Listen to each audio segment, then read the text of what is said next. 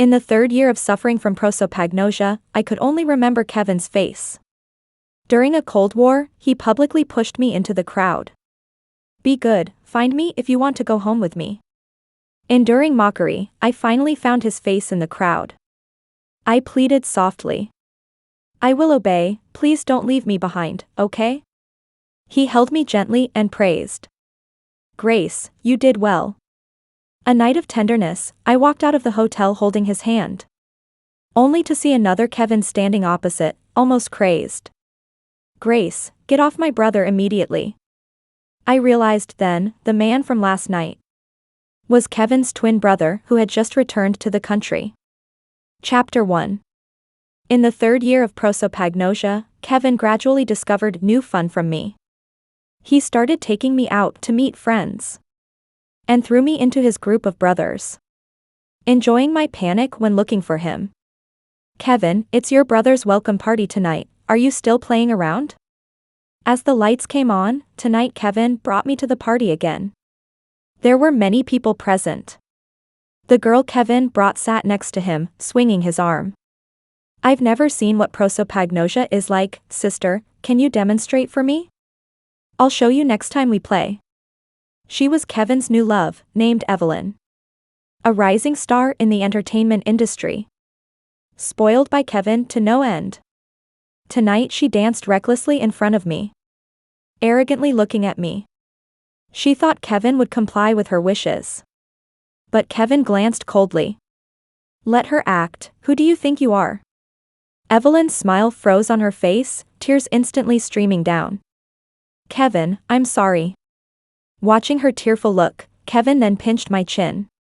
Seeing my bewildered expression, he coldly smiled.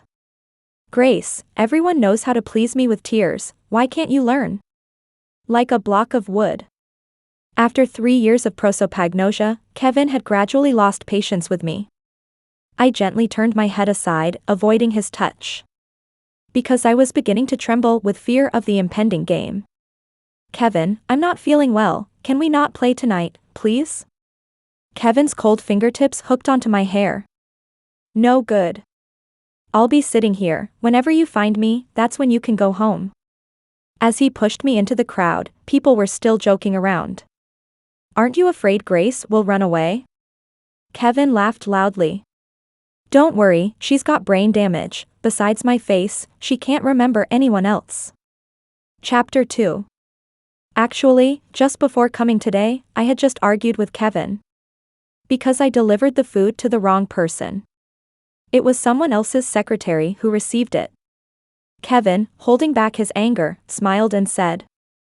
Grace, how can you mess up such a simple task? Do you know how many messes I have to clean up for you? I apologized and left, but I overheard his brother asking him. Kevin, don't you have prosopagnosia? Kevin chuckled lightly. Yes, I don't even recognize people, stupid to death. But she got hurt because of me, I can't get mad at her. I turned back and had a big argument with him. That's why tonight's punishment happened. Whoosh. A bucket of ice-cold water suddenly drenched me. Bringing my thoughts back. I heard the panicked voice of the waiter from across the room. Sorry, it was not intentional. I was completely soaked. Standing in the middle of the hall like a drowned rat. It's really unlucky, every time there's a banquet, I always encounter clumsy waiters. The waiter handed me a towel and hot water, pitifully pleading. Grace, it's not easy for me to find a job. Can you not hold it against me? The girl's voice took on a teary tone. I wiped my face, with a strained tone. It's fine, you can go. After drinking a cup of hot water, I barely suppressed the chill on my body. The nearby chatter suddenly pierced into my ears. Poor thing. She didn't recognize that the waiter was Evelyn's friend? At the last birthday of Kevin, the general manager, someone tripped her, injuring her knee. It was also Evelyn's friend who did it. What a pity, she has prosopagnosia, and she's still being manipulated by Evelyn. I suddenly froze. The feeling of humiliation surged out like boiling water. Hey, Grace is here, come here. Kevin's brothers happened to spot me at this moment. Trembling, I lifted my head, unfamiliar faces in front of me, making me nauseous. Before they could approach, I stumbled and ran in the opposite direction. Chapter 3. It feels like someone drugged me. The cold air in the banquet hall seeped into my bones through the soaked clothes. But it couldn't dispel the burning sensation in my chest. Perhaps this was Kevin's new trick. Afraid that I would get angry and leave, he resorted to despicable means. I leaned against the wall and grabbed a passing waiter. "Have you seen Kevin?" The waiter paused, pointing towards a distant room. "Kevin is in the lounge." Footsteps approached from behind. Kevin's group of brothers was coming. In a panic, I pushed open the door to the lounge and collided with a broad, steady chest. Gentle hands lightly supported me, a faint sandalwood scent wafted over. Raising my head, I saw Kevin's familiar face. Tears streamed down instantly. "Kevin." My hoarse voice carried deep pleading. "I found you, this game. Should it be over now?" I was trembling uncontrollably. Like a lamb struggling to escape from the mire. Miserable and humiliated. This was Kevin's rule. Only when I found him would his brothers stop mocking me. The game would then come to an end. But Kevin tonight seemed a bit strange. His eyes were condensed and lonely, devoid of his past frivolity. He gently held my waist, leading me into the quiet lounge. Praising softly. "Good girl, you did well." Chapter 4. Kevin led me out through a side door, entering the hotel elevator. All along the way, people kept calling him General Manager Kevin. Looking at the rising neon lights, I didn't say a word. Kevin's words were scarce as well. Standing behind me, the warmth emanating from him through the air stirred deep shivers within me. It's strange, Kevin has never shown such a strong sense of oppression before. His body temperature seems even higher. As we entered the room, I turned and pressed him against the door, asking, "Where's the antidote?" His shirt was soaked by me, and beneath the shirt, his muscles were well defined. He took off his watch, holding my waist that was slipping. "I don't know." The rich sandalwood scent diffused in the darkness. Surging desire consumed my rationality. I pushed him away abruptly, shrinking into the corner. Pitifully, I said, "Kevin, let's break up." I thought I would receive a sarcastic response, hear him say, "With your current state, who else would want you without me?" But none of that happened. A hand gently fell on my head, the fingertips lightly stroking my forehead, the tone hoarse. "Breaking up is fine, but tonight, I will help you." I suddenly looked up, meeting a pair of cold, silent black eyes. It seemed different from Kevin. Unfortunately, the overwhelming emotions quickly attacked my rationality. I grabbed his tie, tilted my head up, and kissed him. This should be my most arrogant and wanton moment. Crying while tormenting Kevin. Perhaps feeling guilty, he remained silent throughout, allowing me to do as I pleased. After a few times, Kevin firmly pressed me down on the bed, gritting his teeth helplessly. "Don't move, be a good girl." Seeing my tears flowing again, he gently wiped them away, slowly lowering himself. "Grace, I'll make you comfortable." A cold kiss landed. Gentle and affectionate. I shuddered all over, gasping rapidly.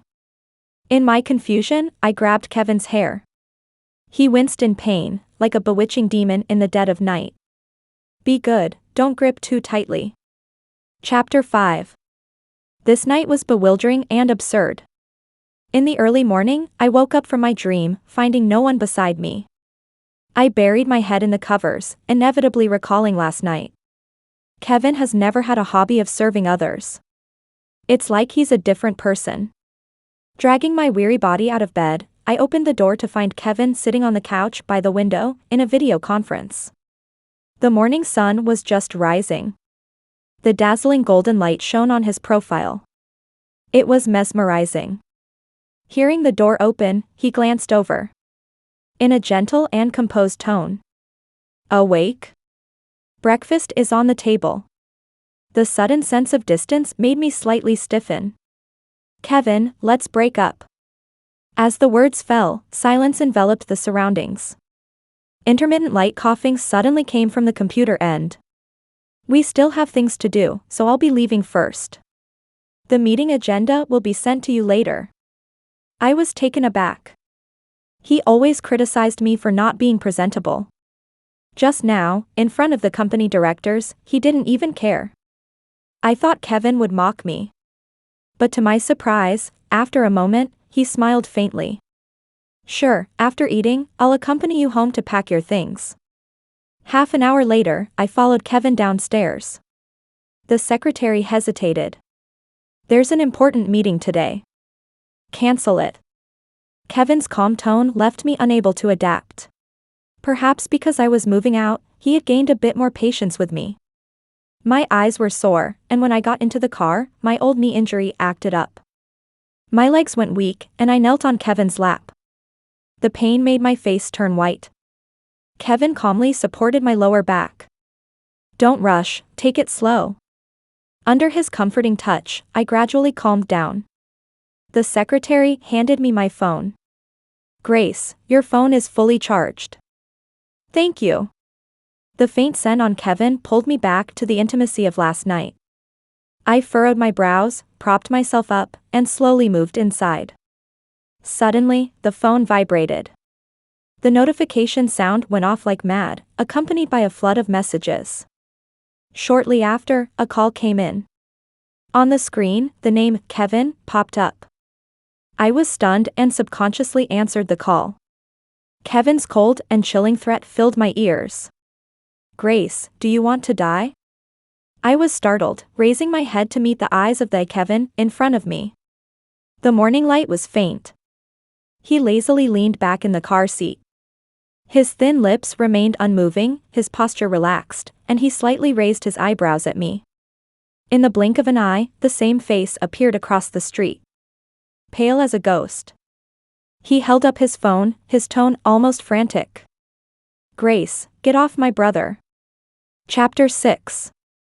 For a few minutes, my thoughts exploded like fireworks. A buzzing sound filled my ears. I couldn't hear anything else. You're Kevin's brother. Kevin never mentioned having a twin brother. The other person smiled slightly. Yes, nice to meet you, Grace. I'm Henry. Remembering how recklessly I had pinned him down on the bed last night, I was scared to the point my face turned pale. I clumsily climbed off him. Kevin crossed the street, roughly pulled me out of the car, his face tense as he shouted. Bro, did she cause you trouble last night? The same tone of voice. But still a bit immature, tinged with blatant probing and jealousy. I was on the verge of tears. Dealing with Kevin was already difficult, and now he had provoked Henry. It was hard to predict how the two brothers would torment me.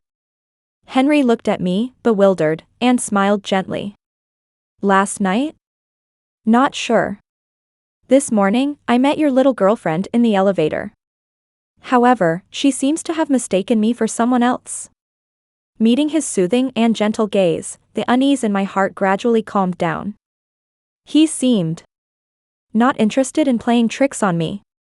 He spoke as if bathed in a spring breeze. Grace, shall I take you home? Kevin pulled me behind him. Bro, you're joking.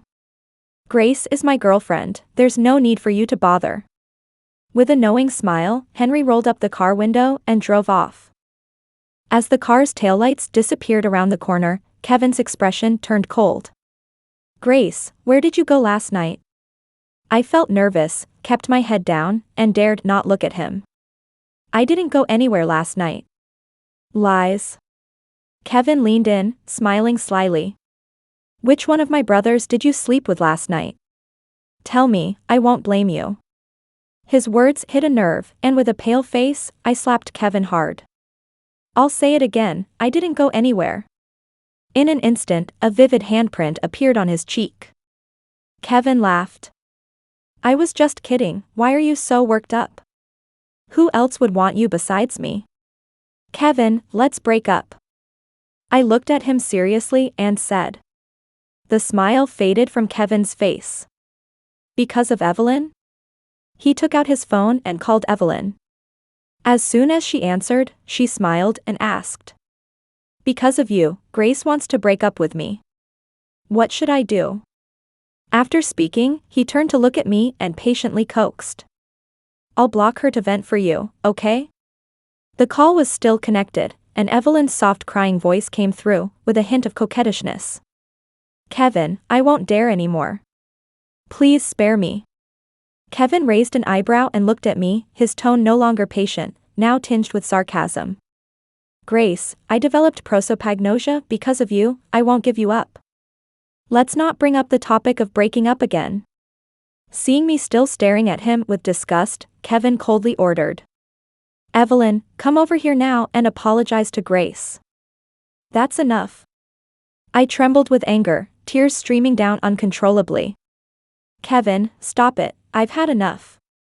With his hands in his pockets, Kevin paid no attention. Anything else you want to say? If not, go home obediently. Evelyn is crying, waiting for me to comfort her. Chapter 7. I moved out of Kevin's place. A few days later, Kevin called me. You really want to play a game with me, huh? All right, Grace, don't regret it. In the first week after breaking up with Kevin, he made headlines 8 times with Evelyn. People in the company whispered about me behind my back. When general manager Kevin spoiled her, he really spoiled her. Now that he doesn't like her anymore, she looks pitiful. Can't help it, she can't even remember people, being a clerk is already pretty good. They all thought I would be devastated. Little did they know, for a whole week, I was filled with doubt and uncertainty. Because Henry returned. The office was not far from my desk. Every day at work, I inevitably met his gentle gaze. Sometimes even coming face to face with Kevin. It was like torture. After a silent storm, a heavy rain poured down. My boss threw a black plastic bag at me. The address is sent to you, Kevin wants you to go deliver something. The location was a 5-star business hotel. I sighed and resignedly picked up the item. This is not the first time Kevin has made things difficult for me. To keep my job, I had no choice. As the sky darkened and the rain poured down, I rushed into the hotel and saw Kevin surrounded by a group of people, saying something. I pushed through the crowd and hastily handed him the black plastic bag. I just wanted to get it over with. Kevin, here's what you wanted. He didn't catch it. A soft thud. The plastic bag rolled a couple of times, and contraceptives fell out. Silence filled the scene. All eyes were fixed on my face, their expressions shocked. Kevin raised an eyebrow slightly, calmly bent down to pick up the items. Sorry, I have something to deal with, excuse me. After saying that, in full view of everyone, he put his arm around my waist and led me into the lounge. With a soft click, the door locked behind us. A familiar yet unfamiliar fragrance emanated from him. He smiled helplessly. Grace, this is the second time you've mistaken me for someone else. It took me a full 3 seconds to realize that the person in front of me was Henry. Seeing what he held in his hand, my face flushed red instantly. Sorry. I was looking for Kevin. Henry's smile faltered. Kevin? He didn't continue. The next second, Kevin's voice faintly came from the next room. With displeasure. Who told you to bring her here? Evelyn's crying voice rang out. I just wanted her to see us, I just wanted to bully her. Kevin snorted, making Evelyn beg pitifully. You dare challenge my girlfriend? Do you really want me to shut you down?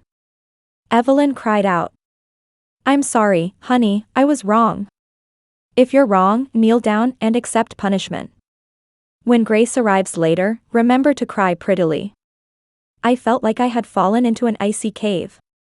My nose tingled, but I suppressed the bitterness in my heart. Even though I initiated the breakup, Kevin shouldn't have allowed Evelyn to humiliate me like this. A pair of hands cupped my cheeks, drawing my attention back. Grace, did you hear clearly enough? What's the difference between someone disloyal in love and garbage? I don't know why, but Henry's mood was a bit off tonight. There was a chilling indifference in the air. The wind and rain intertwined outside the window. His words struck a nerve, causing my body to tremble. The anxiety I had been holding in for days finally burst out. Henry, that night, I hadn't broken up with Kevin yet, so I was also. Hush. A cool, gentle kiss landed on my lips. Henry chuckled softly. You didn't mean to, how could you be like him? Not the same? Of course, I completely understand you. Perhaps Henry was too good at seducing the heart. With the same tone, he could charm someone completely. When I came back to my senses, I realized I was already sitting on Henry's lap. Breathless from the lack of air after the kiss. In the darkness, Henry asked me with a smile that wasn't quite a smile. While Kevin is out having fun, we shouldn't just sit idle, Grace. What does Grace want me to do tonight? Use the gift you gave me? The man in front of me, dressed impeccably, looking like a gentleman. But his words were provocative. Lost in thought, a kiss landed on my neck, making me gasp in surprise. I panicked and covered my mouth. The movement next door stopped. The next moment, my phone suddenly lit up. It was Kevin calling me. Henry lowered his eyes, let out a light laugh, and answered for me. Grace, where are you? What are you doing? Separated by a door, my lips were covered. A soft chuckle came through, smooth and unhurried. What is she doing? Perhaps the thunder was too loud, Kevin couldn't hear the tone clearly. All he heard was arrogant provocation. He suddenly got agitated. Who the hell are you, daring to come between me and Kevin? Evelyn's cry rang out, seemingly being pushed away by Kevin's rage. The man in front of me became even more audacious, causing me to choke back a sob as he spoke clearly, just behind that door, shamelessly saying it for Kevin to hear. Between languages, the calm and sharpness of the merchant were displayed vividly. Grace, I'm not trying to force you to make a choice. You've experienced better, so why go back to picking up trash? Let's be honest, am I not good enough? My face instantly turned as red as a burning cloud. How? How can you say such things? Appearing mature and stable on the surface, yet his words were frivolous. Kevin was almost going crazy, his fist pounding against the wall. Shut up. Do you believe I'll have my brother cut out your tongue? Completely ignoring his younger brother's breakdown, Henry's husky laugh fell on my ears. Sure, you can try. Chapter 8. This was perhaps Henry's most audacious moment. If it weren't for his secretary calling him back midway, I wouldn't have known how to handle it. Before leaving, Henry touched my flushed face and advised. Kevin is locked in there. Don't rush to go out, you take a rest.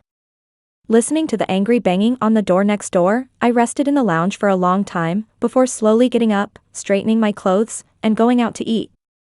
The waiter at the door had been arranged by Henry. They all wore gold badges on their chests, making it easy for me to identify them. They led me to a quieter corner. Grace, Henry asks you to wait for him for a while. He will go home with you tonight. Okay. I shyly curled my fingers. The faint but firm touch, as if still lingering on the fingertips. Addictive. Perhaps I was still immersed in the tenderness just now, completely unaware of others approaching. Until a glass of red wine spilled on me, pulling me back from my memories just now. The person hurriedly apologized. Sorry, Grace, I saw your glass was empty and wanted to refill it for you, I didn't mean to. With wet hair plastered to my head, I looked at her chest. The deep black uniform was bare. Nothing on it. I instantly understood, this person was Evelyn's friend, trying to play the same trick again. So I grabbed her long hair. Ignoring her screams, I dragged her into the crowd and asked. Where is Evelyn? Evelyn, pull her away, it hurts. She shouted for help in one direction. A hand grasped my wrist. The woman's proud voice and Evelyn's voice from memory overlapped. Grace, please let go of my friend. I stared seriously at the newcomer's face. The loose features still couldn't form a shape. I've tried to find her many times, but she always hides behind others enjoying the pleasure of playing with me. Fortunately, this time she came to me herself. In front of everyone, I kicked her knee. A dull thud was heard. Evelyn screamed in pain, falling to the ground. Clutching her knee, her face turned pale from the pain, tears streaming down. Does it hurt? Thinking of my knee that ached on rainy days, I softly said. I hurt too. When you let your friend trip me, you should have thought this day would come. Evelyn bit her lip, tears streaming down as she kept her head down. Footsteps were heard behind. Kevin suddenly appeared, grabbing my neck and pressing me against the table. With a stern face, he questioned. Grace, do you know she's an actress? She's going to act in the future. Do you dare to hurt her leg? I glared fiercely at him. What about my legs? When I was in pain, did you care? Evelyn suddenly rushed over and hugged Kevin. Don't blame Grace. It's my fault. That night, I put something in the drink I gave you, which Grace drank. Kevin's angry expression gradually hardened. What did you say? Evelyn, looking surprised, cautiously grabbed Kevin's sleeve.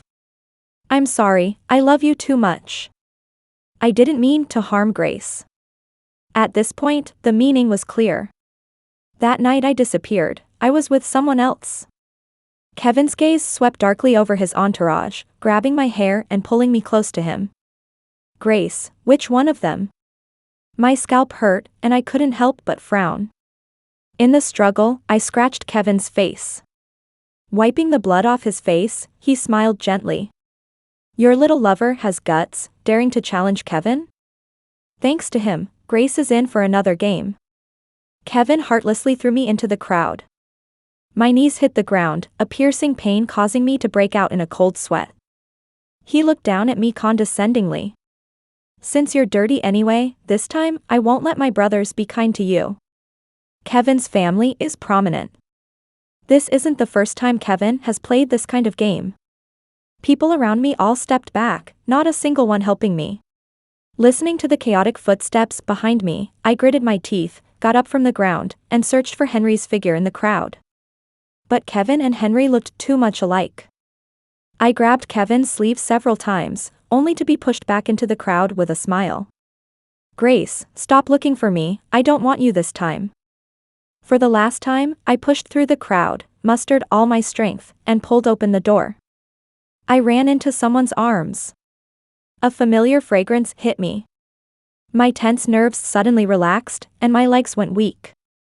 Henry instinctively hugged me. Kevin, who was watching the scene behind, laughed. Grace, you've made a mistake. That's my brother. Henry lowered his head, the tenderness in his eyes disappearing completely as he saw my disheveled appearance. It was replaced by a chilling coldness. Unaware, Kevin leisurely strolled over. So annoying, why do you always make mistakes? Bro, want to play together? Since she can't tell, doesn't she like two-timing anyway? Let her have a good time this time. Henry took off his coat and covered me. Then, calmly rolling up his sleeves, he walked towards Kevin. Kevin, still carefree, taunted. Where did that wild man from the other night go? So tough before, why so cowardly now? Let him come out. Henry walked up to Kevin, gently raised his hand, and grabbed his hair. In the next moment, Kevin let out a piercing scream. Henry grabbed his hair and slowly pressed him down to his knees. A layer of shallow chill lingered in the laughter. Her man has arrived. What? Do you have something to say? Everyone says Henry is gentle and courteous, possibly having reached the peak in business. How could he be a reasonable person? This was the first time I saw Henry lose his temper. In the moment the incident occurred, Henry's secretary had already led people in to clear the scene. Henry, as always, gentle, said, I'm sorry, something has come up at home, please excuse me, I need to handle this alone. After a brief moment of confusion, Kevin lifted his head in disbelief. Bro, what are you saying? The bodyguard took over, pressing down on Kevin. Henry let go and took out a handkerchief to wipe carefully without even looking up. Is this how you treat someone I just calmed down? Kevin's gaze darted back and forth on my face. Suddenly, he understood something. His face turned ashen in an instant. So, it was you that night. Brother, let me explain. Kevin's tone was urgent. She has prosopagnosia, mistook me for you. Brother, what kind of person are you to willingly let her mistake you for someone else? My heart tightened, guiltily avoiding his eyes. Henry threw away the handkerchief. Since Grace can't tell the difference, let's mark your face, once and for all. After a brief moment of shock, Kevin suddenly realized that Henry wasn't joking. He erupted in anger. Henry. You should respect the order of things, Grace is my girlfriend. Henry seemed to have heard a joke. I never care about the order of things.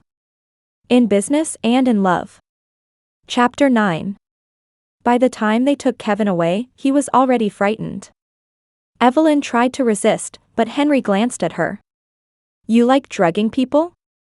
Evelyn shook her head in terror and was held back by someone. Henry smiled. Call the police. Evelyn, congratulations, your acting career is over. That night, I was still in shock and my old knee injury flared up, causing a fever. On the way to the hospital, I sat silently in a corner, not saying a word to Henry. It wasn't until he carried me into the hospital room. I tried to struggle, but he held my hand down. Henry's voice came softly. Grace, don't be afraid of me. Emotions that had been suppressed for so long suddenly burst forth. My body trembled uncontrollably. I was so afraid. Not of Henry or Kevin. But of the powerlessness I felt in front of any of them. Being fought over like an object. Even in the years to come, I would have to rely on the charity and pity of others to survive. Henry remained silent, staying with me until late at night. The secretary knocked on the door. It's time to go. Kevin nodded, put on his coat, and before leaving, he called me again. Grace. I'm not Kevin. If one day you want to leave, I won't entangle you. I will always respect all your decisions. As the door closed gently, Henry left. I buried my head deep into the covers. Memories from the past flashed like a movie in my mind. The first time I met Kevin was at a school celebration. Due to my outstanding memory and drawing skills, I excelled in the field of criminal psychology.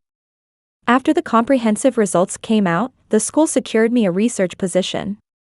And they allowed me to represent the outstanding graduates to give a speech. At that time, Kevin was still a playboy who had just graduated from university. He fell in love with me at first sight and began to pursue me relentlessly from the audience. The romance given by the rich young man, no girl could resist. However, faced with his confession, I hesitated. I was going abroad for further studies. How could Kevin accept a long-distance relationship? After talking with Kevin, he said he understood and even said, "Before you go abroad, let me take you out for a meal?" It was on that day that Kevin and I had a car accident. Due to the position, I happened to be in front of Kevin, seriously injured, and was rushed into the operating room. I had no parents or relatives. On that day, school teachers and classmates hurried over. I saw Kevin covered in blood waiting outside the operating room. Listening to the doctor saying I might become a vegetable, he said he would marry me without blinking an eye. And when I woke up, due to brain damage, I developed prosopagnosia. My memory was not as good as before. Receiving emails from my professors was full of regret. Grace, suffering from prosopagnosia, cannot become a sketch artist. My promising future ended here. From being a brilliant psychology student, I became Kevin's girlfriend, the general manager. They all said I was lucky, an orphan who, because of a car accident, soared like a phoenix. But only I knew what I had lost. In the daily grind, my wings were broken. All hope was gone. Chapter 10. During the time I was recovering, Henry seemed to have become very busy. His secretary sends flowers every day. He would even introduce himself persistently. Grace, I am Henry's secretary. Until the day before I was discharged. The secretary came again. speaking hesitantly. Grace, Henry has been thinking about you for many days. I stared at him, thinking he would say Henry wasn't eating properly and was getting stomach problems from hunger. Instead, he said, Henry thinks of you every day, asking when you are willing to see him. He knows that day he spoke like a bully, but that wasn't his intention. I hope you can give him a chance to explain. After the secretary finished speaking, he added quietly. Henry never does anything illegal. He is a law-abiding citizen. Henry is like a tapeworm in my stomach. Why I am afraid, he knows very well. I decided to go see him. At the restaurant, I saw Henry again. He looked a bit different today. Slightly sophisticated. Even a little handsome. I was puzzled about what was different, but Henry smiled faintly, speaking gently. I came today to discuss our future plans. I didn't expect Henry to be so direct. He handed me a cut steak, softly saying, Your studies are not complete, do you want to go to school? After many years, hearing the word school again, I couldn't help but tear up. I can't. Because of prosopagnosia? Yes. Then get treatment. If it doesn't work, study something else. I don't believe you never mentioned it to Kevin. I did mention it to Kevin. But Kevin said to me, Grace, how much money do you have? Can you afford the high tuition fees without me? Can't you accompany me a little longer? Am I mistreating you as Kevin's girlfriend? I lowered my gaze. Other professions won't exempt me from tuition. At the poorest age, I lost my proud skills. Due to face blindness, finding a job was difficult. Let alone studying. But I also understand that at this moment, sitting across from Henry is my second chance. I took a deep breath and asked, Are you going to send me to school? Henry's eyes truly held a smile. Yes, but Grace, let's talk business. If I send you to school, there will be expectations. I held his hand tightly, afraid of what he would say next. Henry smiled and said, Setting aside emotions. What I expect is an ally well-versed in psychology. Grace, I hope you will be that. I didn't hear the words I had imagined. The waiter opened the window. The warm summer breeze gently blew my hair. The sounds of birds and the fragrance of flowers were never as clear and real as in that moment. For the first time, someone treated me as a person. I smiled, a smile long overdue. Okay. Henry's secretary brought in the contract. In black and white, it outlined the obligations and rights of both parties. Upon my return after completing my studies, I would work as a psychological consultant, assisting him in relevant aspects of the business. It was the equivalent of working for him for 3 years for free. Not exactly a tyrannical clause, but certainly not easy. The secretary said, Our company's scholarship program treats everyone equally. If Grace has any concerns, she can raise them. I shook my head. It's already good enough. Next to Henry's strong name, I signed my own. After the secretary left, I realized Henry was still staring at me. I asked, Do you have something else to say? Henry smiled slightly, a departure from his previous seriousness. Now, let's talk about something unreasonable. Grace, I'm 28 this year, and I've been chaste all this time. That night was my first time. Do you remember the scene where you tied me to the bed and teased me? Hey. You can't just say that. My face uncontrollably flushed. My eyes darted around, afraid of being overheard by the waiter. Henry lightly tapped the table, shamelessly continuing. Of course, there are so many people in the world who have been used and discarded, one less won't make a difference. If you don't want me, I won't force you. I've just lost my precious first time. From now on, I will keep my heart locked and never dare to love again. I couldn't hold back any longer and rushed to his side, tightly covering his mouth. You are not allowed to say anything more. What do you want me to do? Henry raised an eyebrow slightly, his meaning clear. I recoiled my hand as if burned. I will take responsibility. Henry chuckled. That's more than perfect. I finally understood that with Henry, financial debts were financial debts, and emotional debts were emotional debts, and he would never mix the two. But his way of collecting debts seemed a bit too ruthless. It wasn't until he pulled me into the car that it hit me. I find the logic a bit strange. Henry nonchalantly replied. It's okay, I never meant to force you to take responsibility. Even if you scold me and say I deserve it, it's all your choice. I owe it to the unloved. I blushed again and covered his mouth. I said I will take responsibility. Chapter 11. I never expected Henry to act so swiftly. A few days later, news of Kevin's impending marriage made headlines in the media. But there wasn't a single word of congratulations around. Sitting at my desk, proofreading documents, I couldn't escape the gossip about Kevin pouring into my ears. I heard the Carrington's daughter has some quirks. She has 3 sisters. She likes to. What does that mean? It means Kevin alone will. The discussions abruptly ceased as Henry appeared at the office door and called out to me. Grace, come in. Lost in thoughts about Kevin's marriage, I didn't even hear him lock the door. When I snapped back to reality, I found myself in Henry's embrace.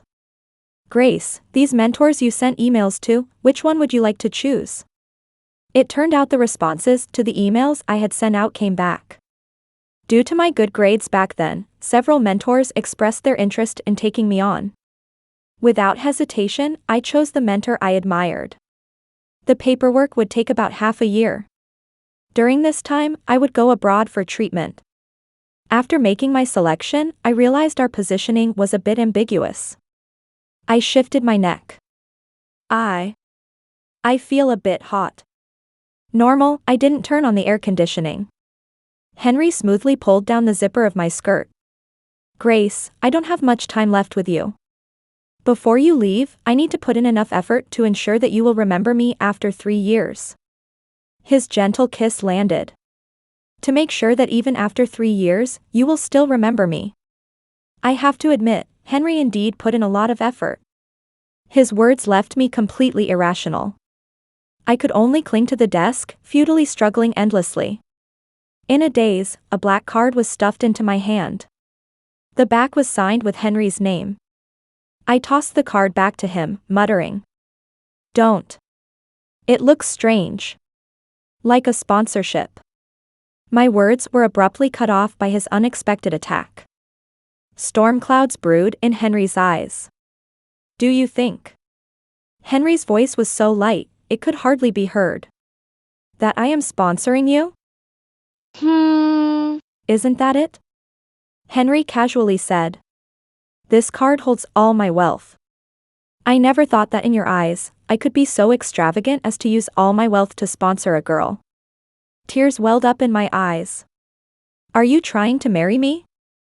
Henry suddenly chuckled. Grace, you didn't hear what I said last night at all. Seeing my puzzled look, Henry smiled. Should have expected that. I was too presumptuous, making Grace so happy that she couldn't hear anything. So, I'll say it again. Grace, will you marry me, please? All I remember from that day, after hearing those words, I lost control and made a mess of Henry's office. While Henry cleaned up himself, I shrunk into a corner of the couch, blushing and not daring to face anyone. Anyway, he was always good at cleaning up after. I pretended to be dead, not mentioning what just happened. Thus, the proposal ended without a conclusion. In the evening, as I left the company, I happened to witness a commotion in the neighboring office building. A colleague grabbed me. Grace, look, it's Evelyn, the little actress from the web series. Following the voice, I saw a person being held down by a few burly men. The woman in front raised her hand and slapped Evelyn's face a few times. In a condescending tone. Kneel down and lick it clean for me. I noticed the coffee stains on the woman's shoes. Together with her dress, it was a mess. Evelyn cried pitifully. I'm sorry, I didn't mean to. I just wanted to see Kevin. I didn't say you did it on purpose, I just want you to clean it up. I just want to bully you, is that not allowed? I suddenly understood, Evelyn was up to her old tricks again. Using the coffee spill as an excuse to assert dominance over Kevin's new wife. Yulia Carrington. A true blue blood. Known far and wide for her misdeeds. Most importantly, she doesn't turn a blind eye. When Evelyn's face swelled from the slaps and she was pushed into the car, everyone was dumbfounded. A colleague shuddered.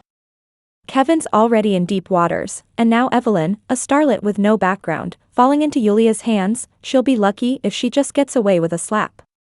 As Yulia got into the car, she caught sight of me. She tilted her head, then turned towards me. Grace, let's talk. Chapter 12. City B entered a scorching summer. Henry had been so busy lately, he hadn't been around for days. The last phone call was just the night before last. Even Zhang, the secretary, was nowhere to be seen. Of course, I had my own things to attend to. Enrollment documents, entrance exams, and so on. No need to deal with all sorts of banquets anymore, life unexpectedly became fulfilling. One evening, as I went downstairs to throw out the trash, I saw Henry's car parked on the side of the road. The weariness of the past few days disappeared in an instant. I jogged over and knocked on the car window. As the window rolled down, I smiled and asked, "Why didn't you say hi before coming?" For the first time, Henry interrupted me, his usually cool tone now slightly different. "Grace, it's hot outside, get in the car and I'll explain slowly." Confused, I muttered while fastening my seatbelt. "Why didn't you message me?" "Because I wanted to surprise Grace." My hand paused on the seatbelt buckle, eyes fixed on Henry's hand, not moving. The doors were locked. The car exited the neighborhood. "Grace, seatbelt," he reminded softly. I snapped back and slowly clicked the seatbelt into place. Quickly, I crafted an emergency text message under the seat, sending it out. Henry never played these games. The only one who would say such things was Kevin. The car sped on the ring road. As the surroundings grew desolate, the scenery fading away. My heart sank slowly. "I'm a bit tired." Kevin paused. "Why? Didn't we just leave? Can you hold on a bit longer?" I gently leaned my head against the window. "I can't." "You have a villa in the suburbs, want to go there?" Henry had a villa in the suburbs. Uninhabited all year round. It was the only place whose address I knew. Kevin glanced at me, his expression visibly cooling down. "What do you want to do there?" I gritted my teeth, grabbing his hand. "What do you think? Last time, you said you wanted to see me dance for you, didn't you?" After so many years of knowing Kevin, I knew his thirst for revenge was strong. No matter what he wanted to do to me tonight, in his brother's house, using the same methods, seeking revenge, it was something he couldn't resist. Sure enough, Kevin coldly stared at the traffic on the road, a hint of a smile on his face. "Grace's suggestion is not bad. Comfort is more important than surprises." He turned on the turn signal and exited the ring road. And I, before my phone died, sent the location of the villa to the police. The screen flickered and went dark. The last ray of sunlight fell below the horizon, casting my pale face on the car window. Chapter 12. As soon as we entered the villa, Kevin embraced me from behind, kissing my neck affectionately. "Grace, what dance are you going to perform?" His movements were slightly urgent. Completely disregarding my resistance, he grabbed my neck, pressing me against the table. The mixed scent on his body was nauseating. I had never felt such disgust at Kevin's touch before. "Just wait a moment. I can't dance like this." Kevin snorted. "It doesn't matter, let's get to the point." He seemed particularly paranoid, as if triggered by something. Unresponsive to reason. I stiffened all over, biting his forearm. A surge of blood filled the air. Kevin suddenly stopped moving. His faint voice came from behind. "Grace, you recognized me, huh?" I turned abruptly, attempting to escape, but he grabbed my arm and roughly pinned me to the table. Although it was the exact same face. At this moment, it appeared particularly fierce and ugly. You know, that just makes it more exciting. Don't you like being taken advantage of? I'm going to mess with you in my brother's house, don't you like that too? I remembered what Yulia had told me. Kevin is trouble for me. If he escapes from the Carringtons, it's no harm to me, but I must remind you, I can't guarantee your safety. And, Kevin's mental state isn't great. I didn't know how long it would take for the police to arrive. I could only find ways to stall for time. Where were you planning to take me originally? Of course, to take you back and lock you up. Kevin's lips brushed against my cheek, sending shivers down my spine. He became furious, grabbing my chin. Fool, Henry and I have been fighting for so many years without a clear winner, and you're already eager to switch sides, aren't you afraid of regretting it one day? Whatever I liked since childhood, Henry snatched away. Do you think he likes you? It's just his competitiveness at play. You think he'll come to save you? Dream on. I was pinned down by him, unable to move. Quickly losing strength. I could only lie limply on the table, giving up struggling. Kevin pinched my chin, unwillingly asking. Grace, why aren't you crying? Your Henry doesn't want you. I took a deep breath, my voice hoarse. Each word felt like swallowing a thorn, uncomfortable. Kevin, from beginning to end, I never intended for Henry to save me. What do you mean? Sirens could be heard outside the window. I grabbed Kevin's wrist, and in his shocked gaze, I opened a gap. I've been in a cage for too long, to the point where I forgot how to fight back. I don't want this anymore. I suddenly tightened my fingers, deeply embedding my nails into his flesh, making it impossible for him to break free. The sound of the police knocking on the door came. Kevin's pupils contracted, gritting his teeth. You dared to call the police. I smiled faintly. Kevin, you shouldn't have come alone. Did you underestimate me, or overestimate yourself? Bang. The door burst open. I grabbed the blade I had already held, slashing fiercely towards Kevin's face. At the same time, I ripped open my own collar, firmly holding Kevin's hand. In his furious gaze, I screamed at the top of my lungs. Help! He's trying to rape me. That day, the last thing I said to Yulia was, Miss Carrington, do me a favor, and in exchange, I'll help you get Kevin locked up. Chapter 13. Kevin's face was completely destroyed. As he was taken away in the police car, he still barked at me like a mad dog. Grace, don't wait for me to come out. I'll be the first one to kill you. I sat on the stone pillar in front of the villa, disheveled, blood still dripping from my neck. I won't let you out. I'll tell the police everything you did to me in the past. With so many witnesses in the past, now that you've lost your power, I think there will be one or two willing to come forward as witnesses, right? Kevin struggled violently. Grace, I'll. The next moment, he was pushed into the police car. The flashing red and blue lights faded away. The surroundings dimmed. Henry stood on the opposite side. He walked towards me, bending to drape his coat over my shoulders. Then he squatted in front of me, using a cotton swab to disinfect my wound. The tension that had built up all night suddenly found a release. I trembled all over, slowly leaned down, and hugged Henry.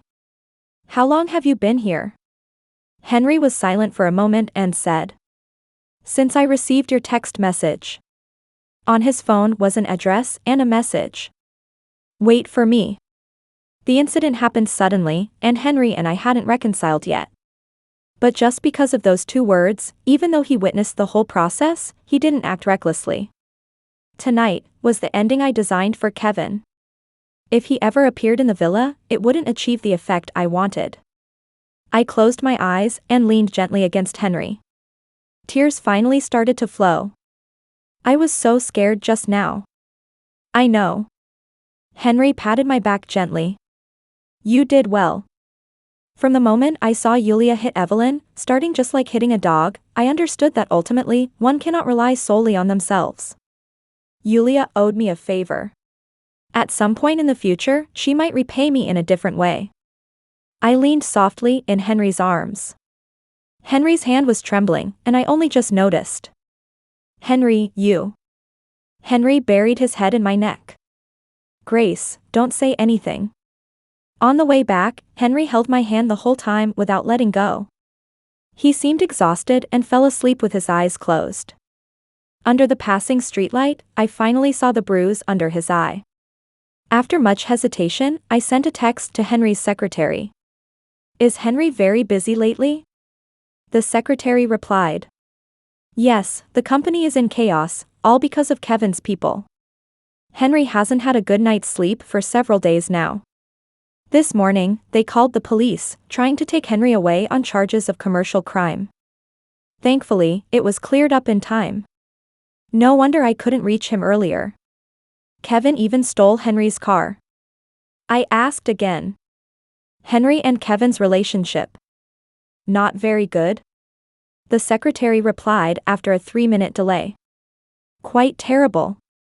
Kevin played a role in forcing Henry to leave the country years ago. It turned out that beneath their seemingly close relationship, there were hidden undercurrents unknown to anyone.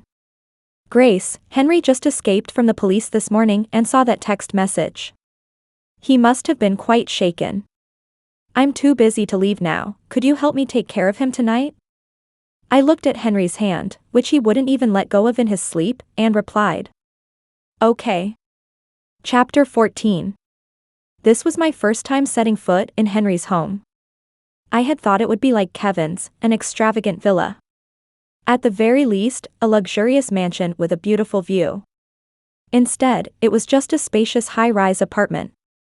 From the window, you could see the river flowing through the city. Henry was already awake, and he rummaged through the shoe cabinet to find a new pair of slippers for me. You can change into these. Someone will bring over fresh clothes for you later. You'll have to wait with me. He stood under the soft light, staring at me without blinking. With just one look, I blushed. I turned my head away, looking around aimlessly. Suddenly, my gaze fixed on a portrait hanging on the wall. It was a sketch. I'm not particularly good at recognizing faces.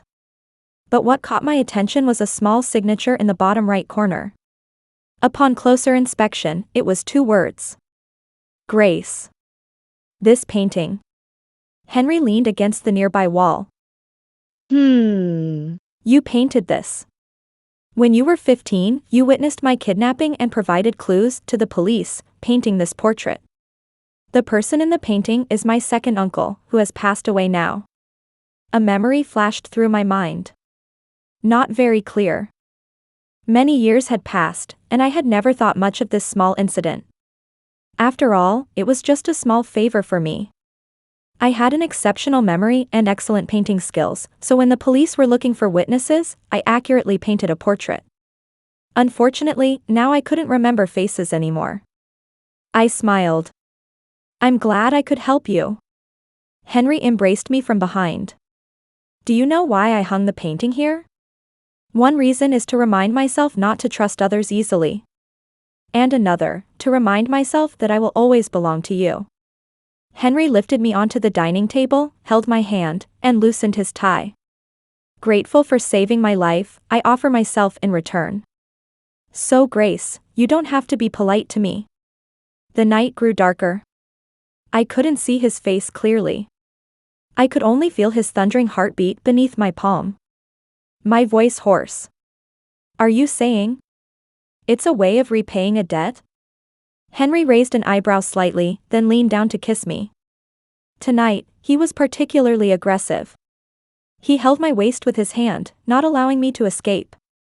Until fireworks exploded in front of my eyes, Henry finally let go, smiling and saying, Yes, I'm worthless, repaying with a kiss and even offering my help. I abruptly covered his mouth. You? What about me? Henry unbuttoned his shirt. I don't know what Grace likes, you can take a look, if you don't like me, I'll go practice. Seeing me staring intently at him, Henry lifted me up and headed to the bedroom. Seeing Grace's innocent look, Kevin probably hasn't. I was still immersed in the sudden realization when he pushed me onto the bed. Henry lifted my chin, forcing me to look at him. Now, I want Grace to carefully feel the difference between me and him. Outside the window, the moonlight danced along the slowly flowing river, shimmering up and down. Occasional waves rose and quickly dissipated in the rolling river. A while later, the moon suddenly disappeared. Gone for good. That night, I was almost exhausted. Amid Henry's effortless comparison, I cried and begged him to spare me. As dawn approached, I held onto his neck, spoke kind words, and then fell into a deep sleep. Chapter 15. A few days later, I boarded a plane to a foreign land. At the airport, I brushed past Henry, who had returned from a business trip. But neither of us felt any regret. It was deep autumn by then. The maple leaves on the roadside were as bright as fire. Walking on the path in a foreign land, I asked, "What were you holding at the airport that day? Was it meant for me?" "Nothing special, it'll be the same when you return." "Okay." In the blink of an eye, 3 short years passed, and the number of times I met Henry could be counted on one hand. Things don't always go as planned. There was no hope for my illness to be cured. So, I abandoned the path of becoming a side writer and focused on studying criminal psychology. The day before returning home, I received an email from Yulia. After reading it, I couldn't sleep the entire night. The next day, upon returning home, I first went to see Kevin. I heard he was about to be released on parole and looked well when he saw me. After 3 years of not seeing each other, Kevin smiled and asked, "Grace, ready for my revenge?" Looking at this familiar yet unfamiliar face, I placed my work badge in front of Kevin. "Kevin, let's talk." 3 hours later, Kevin was rearrested for assaulting a police officer. An old case was brought back to light. The initial car accident was no accident. To keep me with him, Kevin had someone tamper with the car. The original plan was just to injure one of my legs, delaying things until after the school year began. Little did he know, that one crash ruined the rest of my life. The details of the incident, along with evidence, were thoroughly investigated by Yulia. Kevin had no chance of denying it. Out of a feeble sense of guilt, he once vowed to take responsibility for the rest of my life. However, this promise couldn't even last 3 years. After coming out of prison, I organized all the information I had collected and handed it over to my lawyer. This time, Kevin probably won't be coming out again. My mood was really bad, so I canceled the rest of my work and went to Henry's company. I thought Henry would be waiting for me alone. Little did I know, as soon as I walked up to the office door, I heard him talking to someone else. "Hey, Henry, a ring has been waiting for 3 years and still hasn't been given out? An unwanted old thing. Aren't you the one who got dumped?" That person sneered, not bothering to hide the sarcasm. Henry chuckled coldly. "I don't have Philip's luck, rushing to the airport to propose, only to be rejected outright. If I were you, I would just go die." I was stunned, my hand frozen on the door. From what I knew of Henry, he was always gentle with people. At worst, he would still maintain some dignity.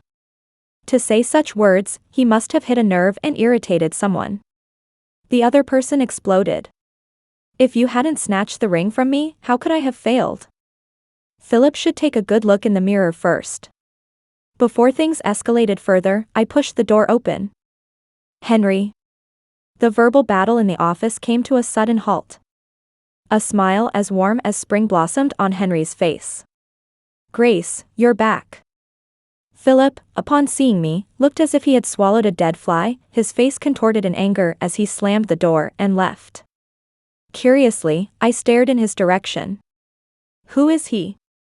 Without batting an eye, Henry said. "A bandit." I caught sight of the ring box on the desk, and for some reason, my mood inexplicably lifted. I had thought that someone as dignified as Henry would at least choose a romantic and quiet place to propose. Little did I know, as soon as I stepped out of the elevator, a ring suddenly slipped onto my ring finger. I was bewildered. Henry, with a calm expression, looked ahead. The entire company's employees were gathered in the lobby, half listening to a speech by a certain vice president, on the verge of falling asleep. The vice president, upon seeing me and Henry, had tears welling up in his eyes. Suddenly, he bellowed, startling everyone. "What is Henry doing here?" Henry smiled, taking my hand. "Having dinner with my wife." All eyes immediately focused on my ring finger. Whispers filled the room. Oh my God, so Henry wasn't delusional. He really has a wife. I thought he made it up to save face. It's not our fault. Next door, Philip talks every day about him being sick, and I almost believed it. It was then that I realized the gift he didn't give at the airport years ago was actually an engagement ring. As we stepped out the door, I tugged at his sleeve and whispered. "Hey, Henry, isn't proposing like this a bit hasty?" Henry handed me the oversized ring and gently replied. "It's a bit hasty, but I don't mind. Even on the side of the road, put it on me." Confused, I asked. "Huh? Shouldn't I be the one proposing? Can't I do it?" Looking into Henry's annoyingly gentle eyes, I suddenly remembered the scene of him ranting in the restaurant years ago. A chill ran down my spine. What did Philip say to him when I wasn't around? Could Henry have actually gone crazy? I hurriedly and anxiously put the ring on Kevin's finger, head down. "Please marry me." A mindless sentence that made Henry chuckle. He lowered his head to kiss me. All right. The next day, Henry's proposal went viral. Below it read, CEO Philip rejected 3 marriage proposals. The one who rejected him was Yulia. As we sat for an interview, Henry and I, upon hearing this news, he casually laughed it off. I don't understand why Philip always ends up crossing paths with me. Truly. Different people, different fates. After all, not everyone is as lucky as me to receive all of their wife's affection. Envious cheers erupted around us. Upon entering, Philip's face turned as black as coal. Throughout, I sat next to him, blushing, with empty eyes. Because last night's wedding night was truly too exciting. Henry always knew how to use gentle words to manipulate me into achieving his goals. As we got into the car, Philip stopped Henry outside. Impatiently, he asked. How? How can someone be proposed to? Poor thing, he seemed on the verge of breaking. Henry raised an eyebrow, glanced at his body, and calmly said. I won't tell you. With that, in Philip's angry gaze, he casually got into the car. For many years to come, weddings in City Beat continued, one after the other. Philip finally convinced Yulia to marry him. But the only one who was publicly proposed to by his wife was still Henry.